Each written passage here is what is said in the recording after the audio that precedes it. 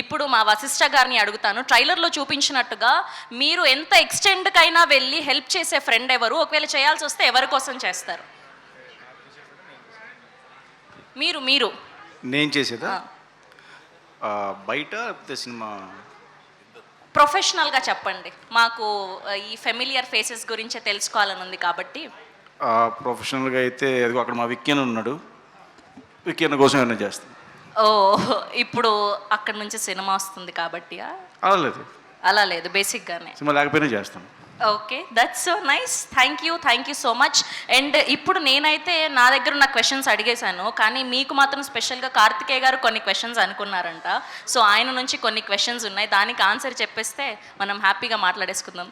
Yeah please. అరే ఫోన్లో రాసుకున్నా, ఫోన్ ఇవ్వరా కార్తికేయ గారు? ఫోన్ ఇండస్ట్రీలో ఎవరి కోసం అయినా ఏ ఎక్స్టెంట్కైనా వెళ్తారంటే అది ఎవరి కోసం అన్న?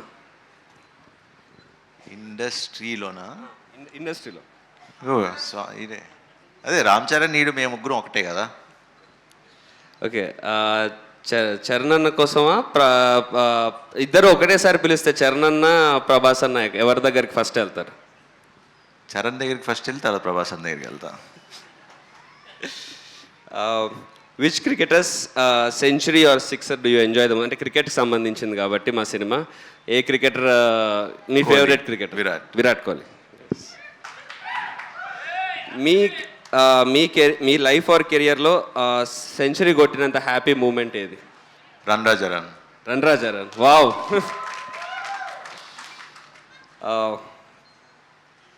మా ఫిలింకి క్యాప్షన్ ఏం లేదు, మీరు ఏదైనా క్యాప్షన్ సజెస్ట్ చేస్తారా?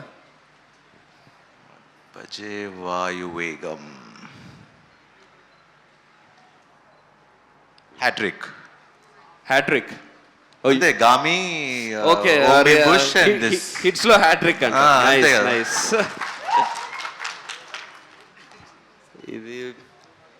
ఇది ఓకే.